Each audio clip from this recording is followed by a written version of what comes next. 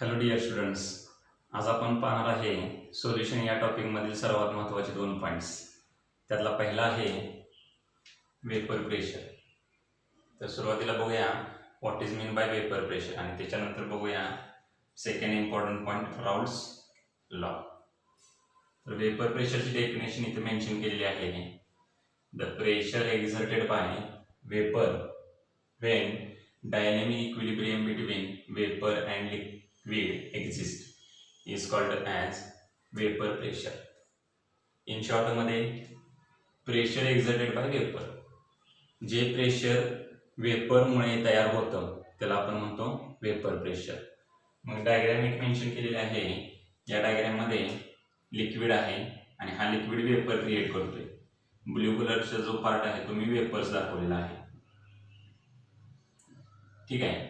मग ज्यावेळेस rate of evaporation किंवा वेपरायझेशन आणि रेट ऑफ कंडेन्सेशन ज्यावेळेस सेम असेल, म्हणजेच dynamic equilibrium between vapour and liquid takes place होईल, त्यावेळेस हे जे वेपर्स आहेत ते या लिक्विड सरफेसवरती प्रेशर एक्झर्ट करायला सुरुवात करते आणि त्यालाच आपण म्हणतो वेपर प्रेशर. सिंपल कन्सेप्ट आहे, डायग्रामच्या बेसिसवरती लक्षात ठेवा.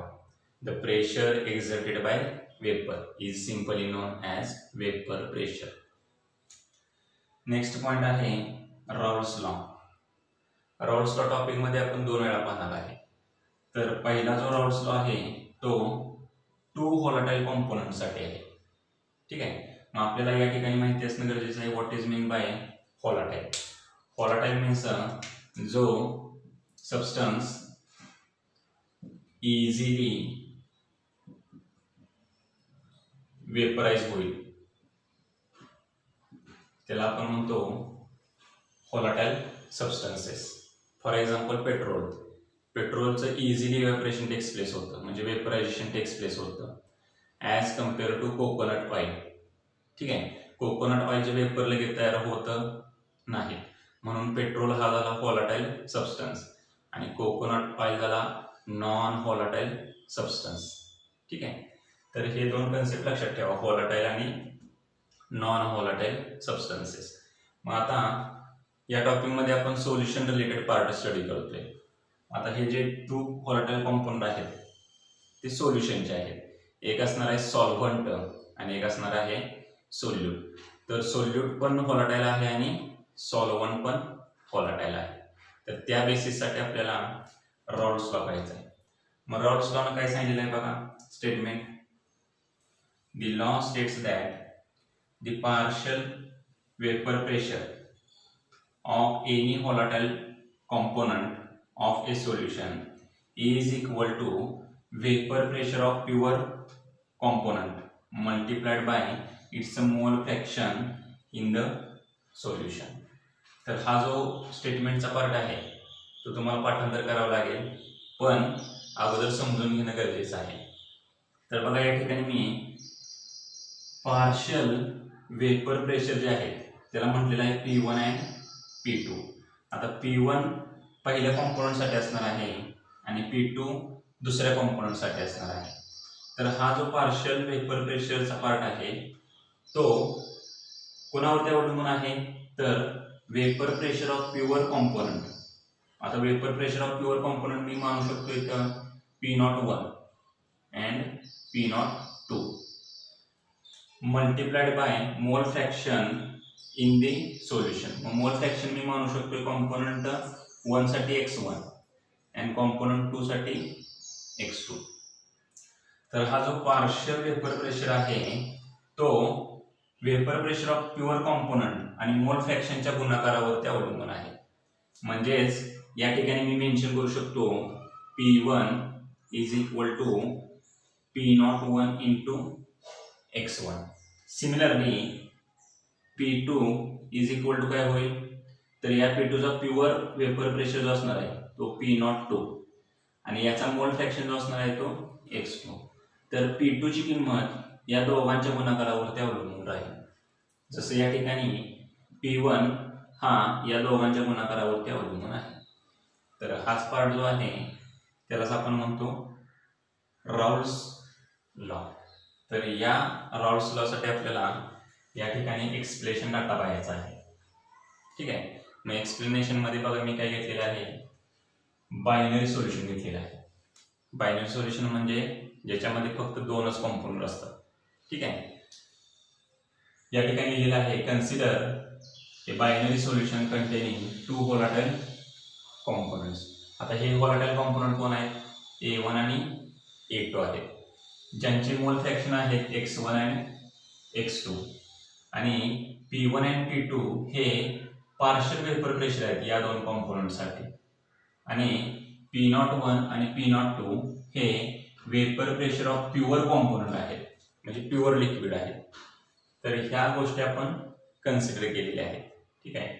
म्हणून अकॉर्डिंग टू राउल्स लॉ काय सांगता येईल, या कॉम्पोनंटसाठी A1 या कॉम्पोनंटसाठी पार्शियल प्रेशर काय असणार आहे P1. तर हे P1 कोणावरती अवलंबून आहे, तर राउल्स लॉने सांगितलेलं आहे vapour pressure of pure component आणि मोल फ्रॅक्शन ऑफ दॅट कॉम्पोनंट या दोघांच्या गुणाकारावरती ते अवलंबून आहे. म्हणून P1 ची किंमत काय देता येईल, P1 is equal to P01 multiplied by x1. याला इक्वेशन नंबर दिला 1. तर हे लिहिलेलं आहे अकॉर्डिंग टू राउल्स लॉ. तर दुसऱ्या कॉम्पोनंटसाठी इक्वेशन काय होईल, तर दुसरा कॉम्पोनंट आहे कोण A2, त्याचं पार्शियल प्रेशर काय आहे P2. म्हणून काय होईल P2 is equal to P02 into x2, equation number 2. तर हे दोन इक्वेशन म्हणजेच आपले राउल्स लॉचे इक्वेशन्स आहेत. पण गेल्या वर्षी 11वी मध्ये आपण डाल्टन्स लॉ स्टडी केलेला आहे आणि डाल्टन्स लॉ हा टोटल वेपर प्रेशर कसं ऑब्टेन करू शकतो आपण हे सांगतो. म्हणून according to Dalton's law P म्हणजे असणार आहे total pressure.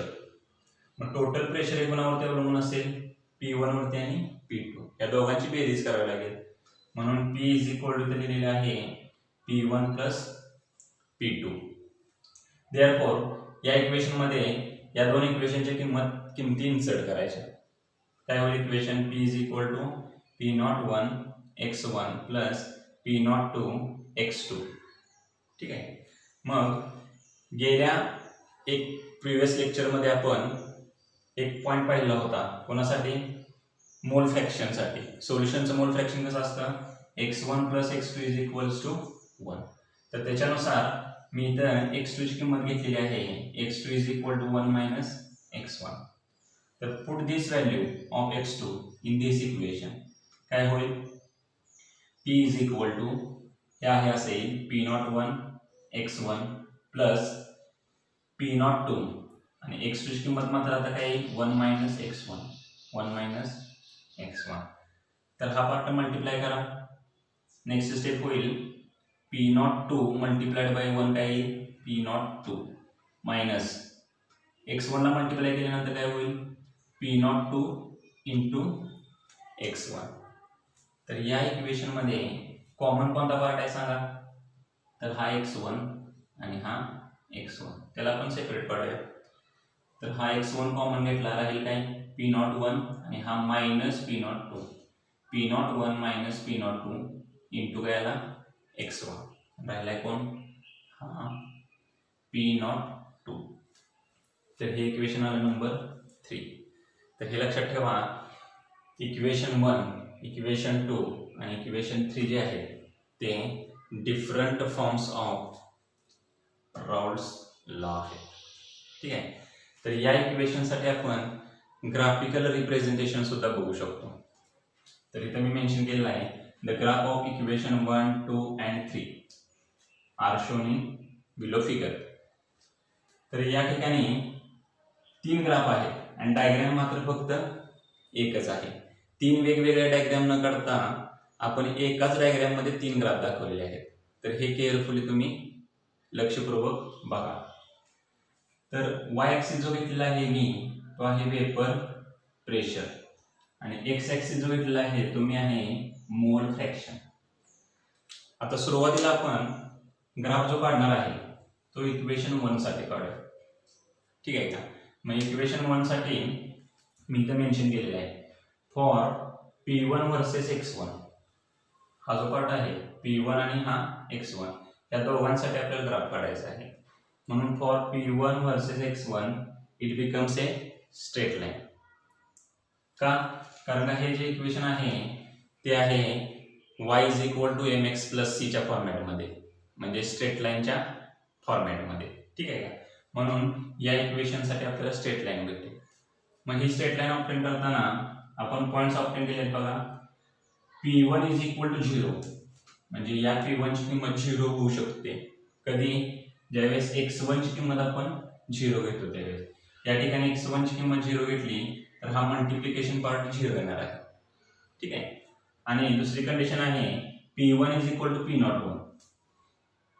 P1 is equal to P01 कधी येऊ शकतो? ज्यावेळेस x1 ची किंमत आपण 1 घेणार आहे त्यावेळेस. मग आपण असे 2 पॉईंट ऑप्टेन केले. एकदा x1 ची किंमत 0 घेतली आणि एकदा x1 ची किंमत 1 घेतली. तर या ठिकाणी बघा, हे जे वेपर प्रेशर आहे वर्सेस मोल फ्रॅक्शन, तर मोल फ्रॅक्शन मी घेतला x1 इज इक्वल टू 0 आणि ते x1 इज इक्वल टू 1.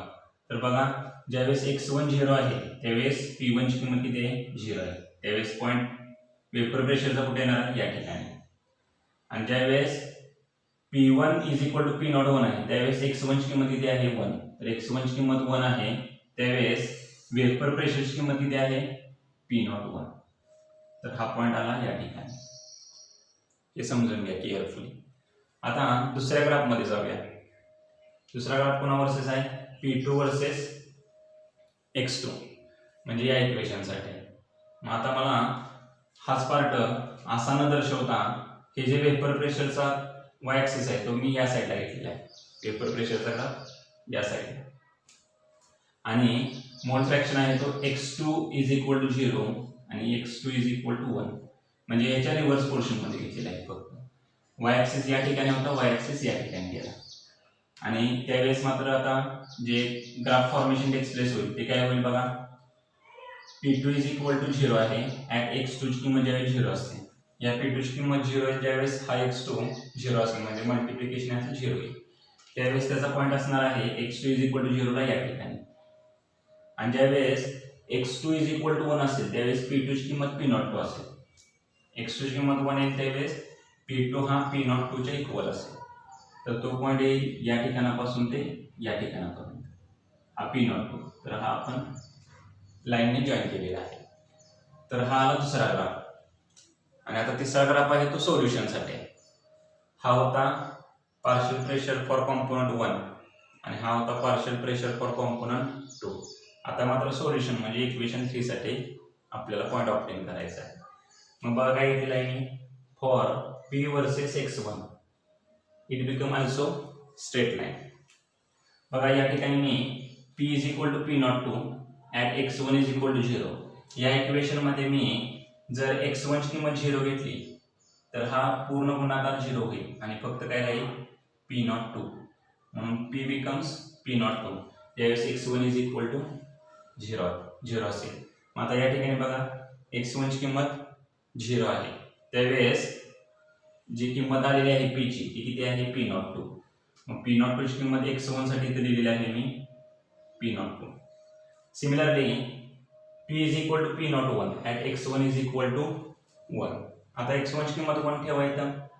ज्यावेळेस x1 ची किंमत 1 ठेवणार आहात त्यावेळेस काय होईल इक्वेशन हे?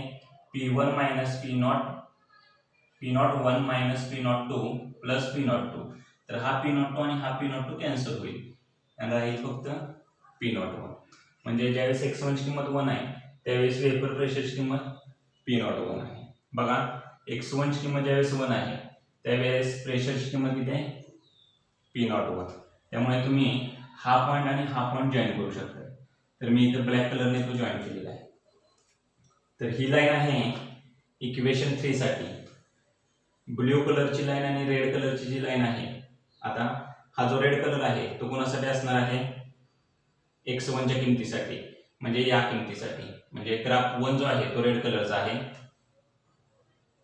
ग्राफ जो 2 आहे तो ब्ल्यू कलरचा आहे आणि ग्राफ जो 3 आहे तो हा ब्लॅक कलरचा आहे. तर एकाच ग्राफमध्ये आपण 3 ग्राफ मेन्शन केलेले आहेत. तर एक्झाममध्ये हा पार्ट कदाचित या पद्धतीने विचारला असेल किंवा विचारला जाईल, explain Raoult's law with graphical representation. ठीक आहे, त्यावेळेस तुम्हाला हा पूर्ण डाटा त्याच्यामध्ये एक्सप्लेन करायचा आहे. थोडंसं लेक्चर लेंथी आहे, पण 1-2 वेळा पुन्हा हा जो व्हिडिओ लेक्चरचा पार्ट आहे तुम्ही केअरफुली स्टडी करा. एक्झामच्या दृष्टीने, बोर्ड एक्झामच्या दृष्टीने, सीईटीच्या दृष्टीने आणि नीट जेईच्या एक्झामच्या दृष्टीने राऊल्स लॉ हा या टॉपिकमधील अतिशय महत्त्वाचा पॉईंट आहे.